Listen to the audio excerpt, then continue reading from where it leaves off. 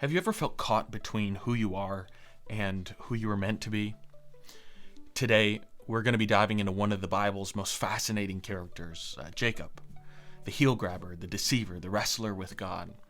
This isn't just another Sunday school story. It's a raw account of a man torn between two worlds, struggling with identity, family drama, and ultimately a divine encounter that would change not just his name, but the course of human history. Whether you're a lifelong believer or just spiritually curious, Jacob's story speaks to that universal human experience of wrestling with destiny, with faith, and with our own inner contradictions. So, if you're ready for this, let's pull on this thread together and explore how a spiritual con man became Israel and what that means for all of us who have ever fought with God.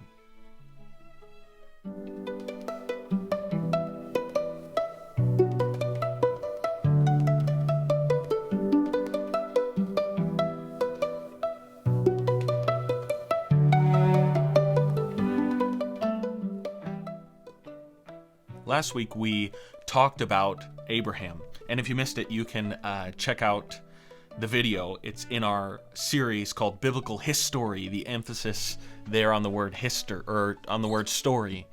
This week we're going to be looking at Jacob, whose name becomes Israel, and Israel's a name that you probably all have heard of before. It's in the news everywhere all the time. It still exists today, but before we get there, I really want to briefly address Isaac, because if you're paying attention, you think, oh, why did he jump from Abraham to Jacob? Doesn't he know that there's Isaac in between? Yes, I know.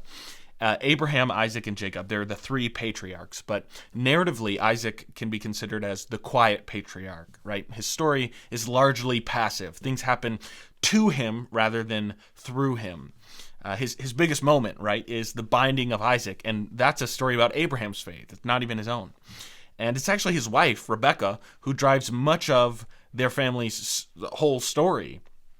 It's very interesting. Even when he's matured in his old age, right? His twin sons, Jacob and Esau, they have a rivalry that overshadows him. Isaac is important for receiving and passing on the covenant, but the real emphasis in Genesis is on Abraham and Jacob. And before we dive into Jacob's story, we need to understand a key principle in God's covenant with Abraham. It's this, right? No matter what, God does not want you to leave the land of Canaan, right?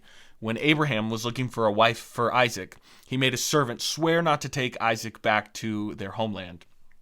In Genesis 24:6, Abraham insists multiple times with exclamation points. He says to this servant as he's sending him out, "Be careful never to take my son back there." He says it twice. He's so emphatic about it. Why? Because God has promised this land, the land of Canaan, the promised land, and he doesn't want his people going out there specifically to be enticed by the women of other lands and staying there. And we later learn in Genesis that that's the problem that Jacob seems to run into. And later in Genesis 26, right, when famine hits, Isaac plans to go to Egypt, because during times of famine or natural disaster, people seek relief in urban centers. You can see this during the Dust Bowl in the early half of the 20th century. There was a great migration to areas of urbanization, and that's largely why a lot of these cities boomed during that time. So people tend to go there, and it's no different in biblical times. They want the comfort of people. They want the resources that the big cities have. But as he's traveling to Egypt because there's a famine, God stops Isaac and he says, I don't want you to go there. Go here instead. And it's reinforcing this command to stay in the land of Canaan, the land that God promised to Abraham and his descendants.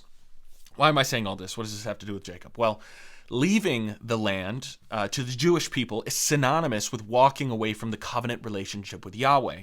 This is typified in all of the biblical stories, right? On the surface, you might think that it's some arbitrary geographical nuance that we see taking place in these stories, but it's actually about spiritual faithfulness.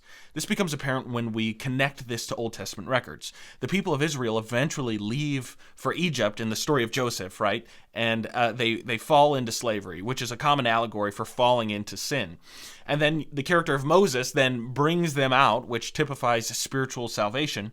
And later, when the nation of Israel turns from God, the prophets declare that exile is on its way. Exile is coming, not just as a political defeat, but as a divine judgment. And this happens multiple times in multiple different ways. Because of their spiritual decay, they are purged from the land and into Babylon. This is why both the nations of Babylon and the nation of Egypt are common images of spiritual oppression and toxicity in prophetic literature that we see in the Bible. Now, this is the cycle that we see over and over again, right? Faithfulness keeps them in the land. Idolatry, sin, and rebellion purges them from the land. The land is intimately tied to their covenant relationship with God. Losing it means losing their spiritual foundation. Why? Well, remember, this is a conditional covenant that God had made with Abraham. God said, if you walk blamelessly before me, then you will have the land and your descendants will be numerous, all of these things. This theme is crucial if we want to understand Jacob's story and ultimately the story of Israel itself. Okay, so take that information, download it, keep it in your mind. A lot of the story of Jacob won't make sense without it. So let's start out with the introduction of two uniquely contrasting characters, Esau and his twin brother Jacob. And we're going to be starting out in Genesis chapter 25. We're going to be reading verses 21 through 26. It says, Isaac prayed to the Lord on behalf of his wife because she was childless. This is a really big theme. Childlessness is a huge theme that you will see all throughout the New Testament. And it's wonderful because it's just showing God's power whenever there's an individual that is coming into play as a character of the Bible. It's oftentimes that the mother is childless first, and then there's a prayer that's sent up, and it's this idea that God is working dynamically within the woman to birth a child, and usually that child has great significance in the story, right? So keep that in mind. Isaac prayed to the Lord on behalf of his wife because she was childless. The Lord answered his prayer, and his wife Rebekah became pregnant. But the children struggled inside of her, or the children wrestled inside of her. And she said, if it is going to be like this, I'm not so sure that I want to be pregnant. So she asked the Lord, and the Lord said to her, 2 nations are in your womb, and 2 peoples will be separated from within you. One people will be stronger than the other, and the older will serve the younger. When the time came for Rebekah to give birth, there were twins in her womb. The first came out reddish all over, like a hairy garment, so they named him Esau. When his brother came out, with his hand clutching Esau's heel, they named him Jacob. Isaac was 60 years old when they were born. All right, so we have to kind of talk about this. The reason that they picked names back then was very different from the reason that we pick names today, right? They were linguistically more abstract than modern peoples are today. So if they had dictionaries, for instance, cataloging all the Hebrew words, it would only be a fraction of the size of an English dictionary. The vocabulary was just wasn't as expansive as ours. Now, that doesn't mean that they were dumber per se, right? Their capacity for reasoning was comparable to ours today, and we can see that as evidenced by our shared neurocognitive structures. But fewer words just means that every syllable was infused with a wealth of connected meanings. So the names picked for babies, they didn't just sound cool. They weren't just popular names that somebody looked up on the internet. They were often intertwined with words or ideas that were already established and commonly used. So Esau's name is connected to the color red, in part because he was born with a ton of red hair, or he was born red and hairy all over him. But the base of his name, it's also etymologically connected to what the ancient peoples believed to be these toxically masculine stereotypes, such as anger, brutality, gullibility, hairiness, impatience, short-sightedness. Think about how the color red is kind of abstractly connected to emotions like anger. In abstract thinking, all of these concepts are connected to one another. So when Esau comes out as the firstborn child, he's hairy, he's masculine, he's disagreeable. We're later told that he's a hunter. He's his father's favorite son. The Bible tells us these things explicitly, right? The story's going out of its way to show us that he's this kind of like walking and talking stereotype. And this motif is really leaned into when he comes back from this hunting trip that he's on. He's famished, he's hungry, right? He's aggressive, he's being dramatic, and he sees his brother Jacob making some soup, which is, guess what color the soup is? The soup's color is red. So in his short-sightedness, he sells his birthright, or his right to the primary material inheritance of his father. And for what? A bowl of beans, you know? He's like the stereotypical man. And this is meant to be comically absurd. Why? This absurdity functions as a stark contrast to the character of Jacob. Jacob is the opposite of everything that Esau is. He comes out grabbing the heel of his older brother. What's the significance of that? Okay. Remember the description of the two brothers in the womb. They were wrestling, they were struggling, they were fighting. And the story's painting the picture that they were grappling to be the first one out of the womb. Why are they fighting to be the first one out of the womb? Because the eldest, whichever one is born first, whoever comes out first, is going to be the heir to the blessing, to the inheritance, to the promise. So when Jacob comes out of the womb holding on to the heel of Esau, it's trying to show that he's not giving up the fight. He's trying to almost pull his brother back in. He still wants that birthright. He's going to do whatever it takes, even though he's not the stronger brother. He has different ways of going about it. And as he grows up, Jacob is described as this even-tempered, socialized. He's living amongst the tents or among the people, and he's favored by his mother, not his father, who doubtlessly remembers what was prophesied while she was still pregnant, that the older will serve the younger. And literarily, right, he's supposed to be posed as the total opposite of his twin brother. Okay, so we already talked about this story, but Esau trades his whole birthright for some red lentil soup. And when we hear this story, the authorial intent, what the authors are intending for us to feel, to see, to get, is to portray Jacob as the brother that is still, metaphorically, grabbing onto the heel of his older brother. He's yanking his ankle down. He still wants that birthright. He wants to be first. He's still fighting. Even tempered as he may appear, he's persistent. But not only persistent, but he's crafty and he's cunning. You could say that he gets this from his mother Rebecca, because not long after this portion of the story where he tricks him into giving him the birthright, Isaac, the father of both of them, the husband of Rebecca, he goes blind, or he's going blind, he's going deaf, he's on his deathbed, you could say. So he calls in his favorite son. Who's his favorite son? It's the eldest son, the masculine one. He calls in Esau. He says, Esau, I'm going to bless you, but I want you to go out and I want you to hunt first. I want you to find some good game and bring it back to me, cook it up like how I want, and then I'll bless you. It'll be a good time. Now, even though Esau, he's no longer heir to the physical or the material inheritance of his father, he can still receive his father's blessing. Now, this spiritual blessing is the way that they passed along authority within the Yahwistic patriarchy. It's a form of anointing, right? And Isaac, even though all his wealth and possessions are going to Jacob, he can still anoint Esau to be the leader of the people of the family, right? And this is important because this is no regular ancient Near Eastern family. This is the lineage that's anointed or blessed by God to fulfill the Abrahamic covenant. They carry the blessing of Abraham, and therefore they are the keepers and perpetuators of the sacred covenant of Yahweh. And maybe that doesn't seem like a big deal in the story, but the Abrahamic religions, Judaism, Christianity, Islam, they make up over 50% of all world religions. There's billions of people that have believed it and still believe, billions with a B, that believe it still today. And so, I mean, yeah, it was a big deal back then to receive the Father's blessing, but hindsight tells us that it was an even bigger deal than anyone could have ever imagined.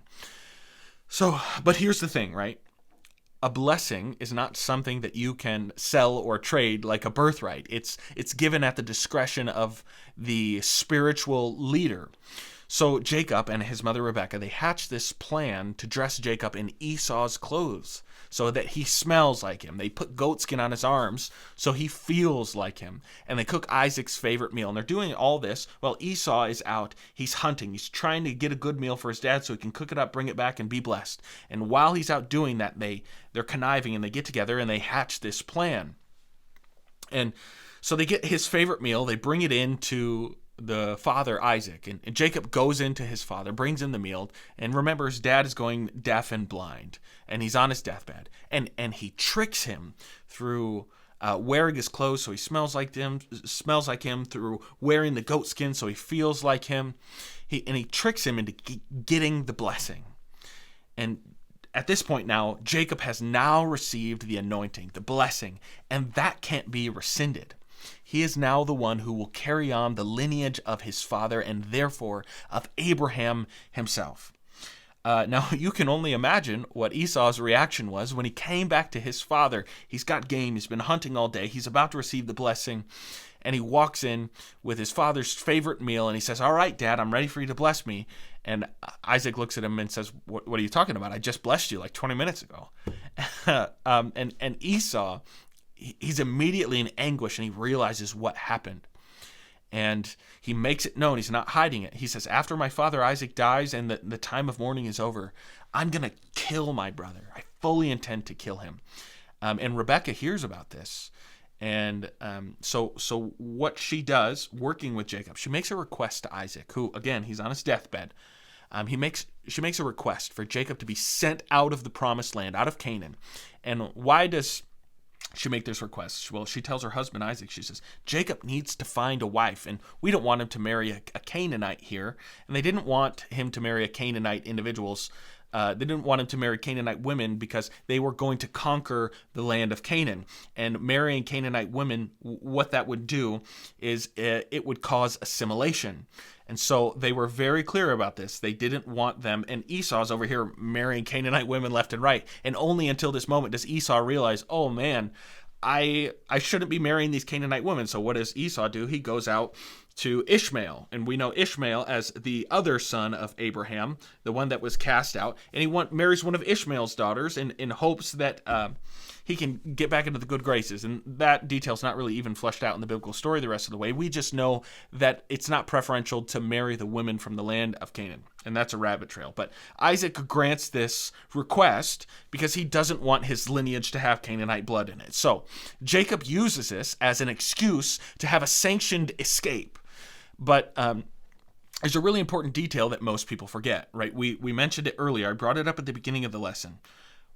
What was Abraham emphatic about when he sent his servant out to look for a wife for Isaac, right? He said, under no circumstances whatsoever should a son of mine leave the promised land, even if it's to find a wife.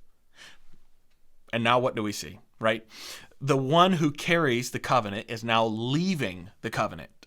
He is traveling out of the land. And so he goes all by himself. He's just got a staff with him. He's traveling. He's going to go to Haran. That's the homeland of Abraham.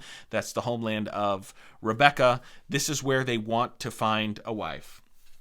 So he's going out, and he makes camp one night. He's traveling all by himself, and he falls asleep, and he has this dream of this stairway that reaches into the sky, and he sees angels ascending and descending. And at the top of this stairway is God, who reaffirms the Abrahamic covenant to him, basically saying, I will multiply your family innumerably, your name will not be forgotten, and you will receive the whole land of Canaan, everything that God promised to Abraham. But not only that, God says he will be with Jacob as he journeys, even though he's leaving Yahweh's land, or what was perceived to be Yahweh's jurisdiction. And boom, right at that moment, Jacob wakes up. He realizes this place where he fell asleep, it's the stairway or the gateway connecting earth and heaven in the spiritual realm. And this is significant because it affirms to him that the gateway of heaven is in the land of Canaan, meaning this entire land, it's holy land, it's God's land. So he says something that's really interesting, and he makes a vow. And this is what he says, and this is a quote verbatim. He says, if God is with me and protects me on this journey that I'm taking and gives me food to eat and clothing to wear, and I return safely to my father's home, then the Lord will become my God. Pause. Whoa. Right? Did you catch that? He's saying, if God fulfills his end of the bargain, then he will become my God.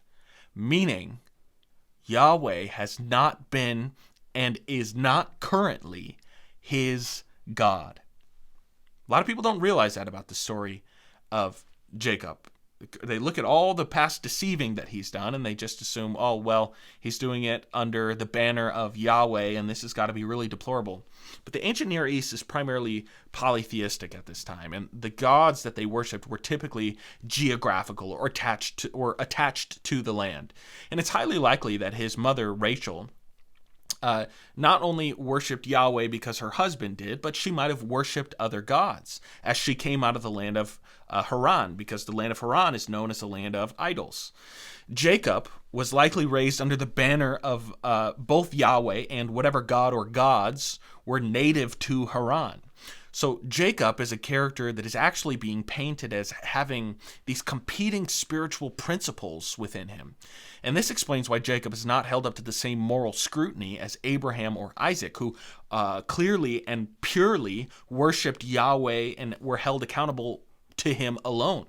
So what we're being asked to notice is that there is an intentional narrative contrast between the people whose home is Haran and the people whose home is Canaan, or the Promised Land. It's Yahweh versus the god or gods of Haran. And this becomes clear when Jacob meets his mother's brother, or his uncle, Laban. Laban lives in the land of Haran, and this is where Jacob is traveling to find a wife. This is what he was permitted to do. He's going back to his mother's homeland, to Abraham's homeland, and this is where Laban lives. Rebekah's from the land of Haran, his mom, right? And Jacob, he comes into the land, and what does he see? He sees his cousin, Rachel, and he thinks, oh, she's the most beautiful woman in the whole world, and I want to marry her. Now, you might think, well, that's not Haran, that's Arkansas. But no, this is Haran. Laban says, if you want to marry my daughter, your cousin, you have to work for me 7 years. Now, 7 is numerically and spiritually significant in Genesis, but we will run out of time if we get into that, so you can leave a comment or send me a message if you want to talk about the significance of that in this story, but I will run out of time. So Jacob works 7 hard years, and to him it feels like nothing because he thinks she's so beautiful. And then he has this wedding, awesome. And then he wakes up in the morning, he looks at his beautiful bride, and he realizes, oh, she's not actually that beautiful. I married the ugly sister. I had the wool pull over my eyes. It's Leah, right? Or Leah. So we get this image now that the cunning and the crafty Jacob, he's now getting a taste of his own medicine by the hands of his uncle Laban. So Laban says, okay, fine. I had to marry off the oldest sister first. That's how it works in our culture. But you can marry Rachel today. But after you marry Rachel today, you have to commit to me another 7 years of labor. And Jacob agrees to this because he thinks she's so beautiful and totally worth it. And Rachel is great, right? She eventually is the one that gives birth to Joseph, who we find later in the story and we'll talk about next week. And I don't want to spoil that now. But there's this really interesting character flaw that people from Haran have. We figure out later in the story that she deceptively steals her father's idols, and she gets away with it by lying to him. And you just think, you're supposed to look at all these people from Haran, this is the intention of the story, and think, man, these people from Haran, whether it's Rebekah always plotting and scheming to manipulate the situations and her husband, or Rachel slyly stealing and hiding her father's expensive idols, or Laban tricking Jacob into 14 years of labor and then 6 more years after that for a total of 20 years. And it's always said that Laban, he's changing the wages and deceptively profiting off of him. You look at all these people from Haran and you just go, man, they're so slimy. And this is meant to be an intentional contrast with the honesty and integrity of the people from the Promised Land, or the people of Abraham and Isaac, right? The followers of Yahweh. There's an intentional moral contrast that's developing within this story that we don't really get if we just read chapter by chapter or verse by verse. But that's what it's setting us up for. And we look at this, there's this contrast between the Promised Land and the land of Haran, the gods of Haran and Yahweh, the two groups of people, the intensely honest Abraham and Isaac, and then the slimy Laban. And we look at these two groups of people, and the story points us to one person that's standing right at the dead center of both of them, both between Haran and Canaan, between the land of idols and the land of promise. And it's this man who is godless, right? He's neither committing to Yahweh or the gods of Haran. When you read the story of Jacob, you tend to feel this weird conflict about the character. Like, you don't know if he's good or bad. You don't know if he's moral or immoral. Because at first you see his dishonesty, his deceiving, his cunning. He's tripping up his brother. And then he moves to Haran, and you begin to feel kind of like bad for him because he's always receiving the short end of the stick. And now he's working honestly. And he's trying to do better. And now he's got a family. And now he's being taken advantage of. When you hear the story, when you read through it fully, you're supposed to feel confused and conflicted by his character. What are you supposed to think about him? Why? Because the point of Jacob's story is to embody inner turmoil. Do I lie and cheat so that I can achieve my destiny? That's the voice of Haran. That's the voice of Rebekah. That's the voice of Laban. That's the voice of Rachel. Or do I stop striving and trust the God who fulfills promises, who works it out on my behalf, right? That's the voice of Yahweh. That's the voice of Isaac. That's the voice of Abraham. Within Jacob, there is no peace. And the whole story of Jacob is building in anxiety. In Genesis 31, after 20 years of being deceived and cheated, he decides enough is enough, and he's going to flee from Laban with his whole household, with all his kids and all of his wives.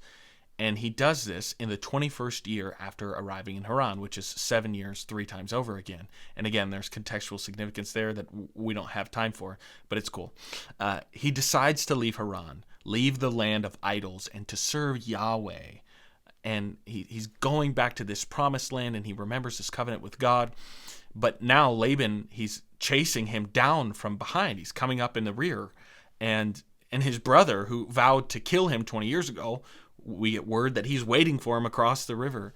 And Jacob is literally caught in the middle. He's physically, spiritually, emotionally, morally, narratively caught in the middle. And it's just like brilliant how this story comes together in one moment. It's just really amazing. And what unfolds in this story is God first intervenes and he reconciles things with Laban, who's coming up from behind him, right? And that's appeased. Now he feels like he can go into the land of promise. Wonderful, that's awesome.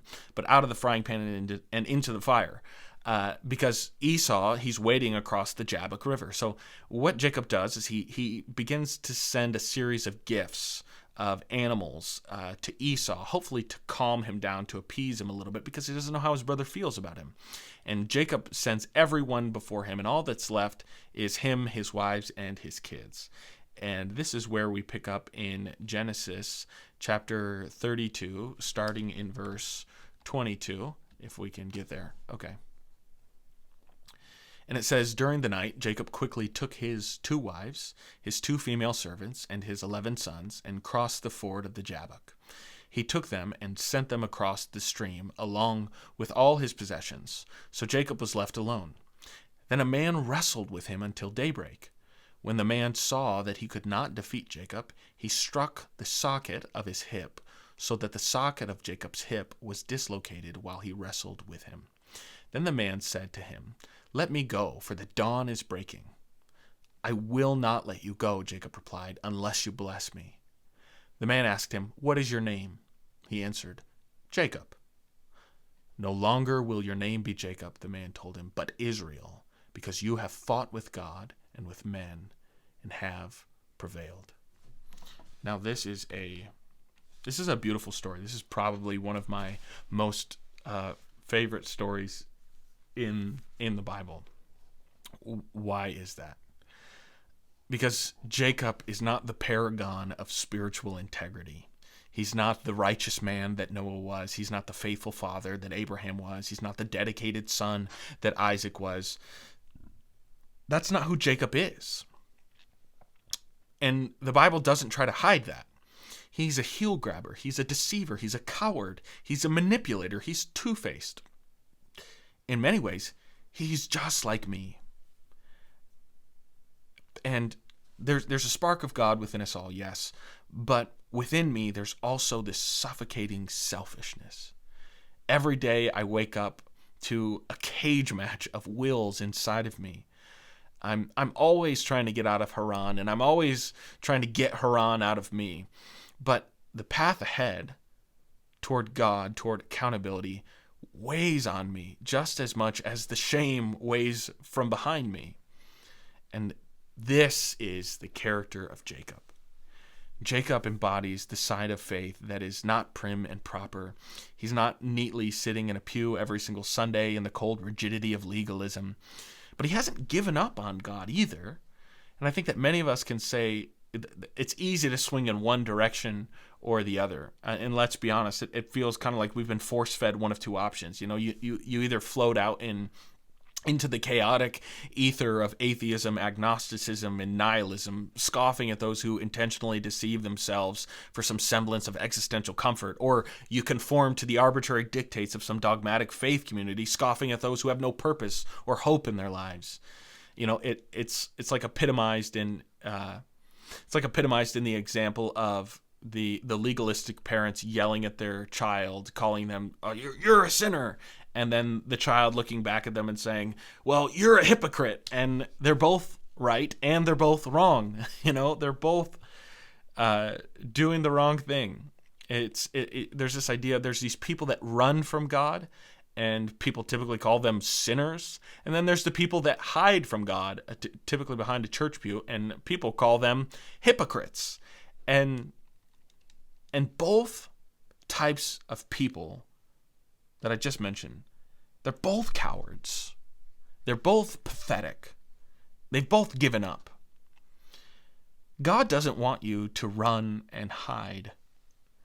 He doesn't want you to roll over and submit.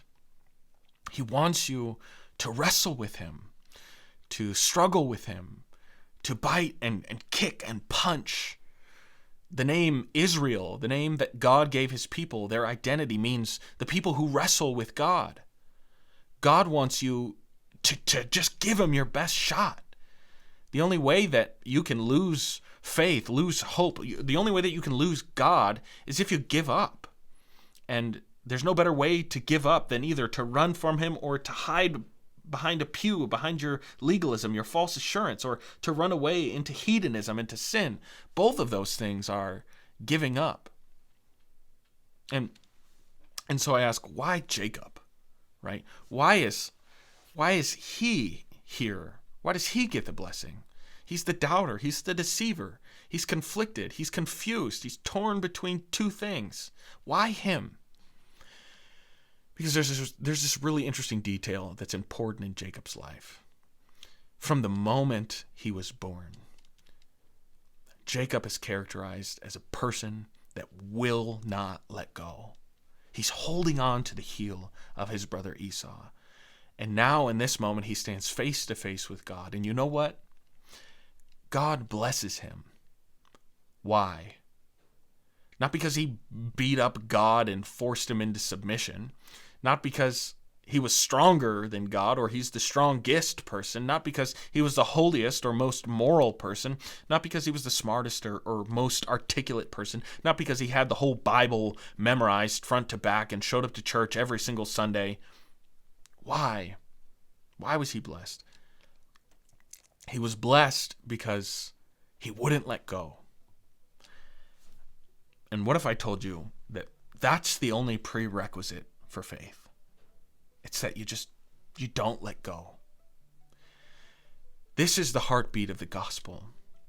A God who meets us in the mess. A Savior who sweat blood in Gethsemane, crying, begging God, let this cup pass from me, yet still at the same time saying, your will be done. Christ didn't just float up above the struggle. He wore it as a crown of thorns. So, if your faith feels like a fight, if you're angry or confused or you're full of questions, good. You're in holy company.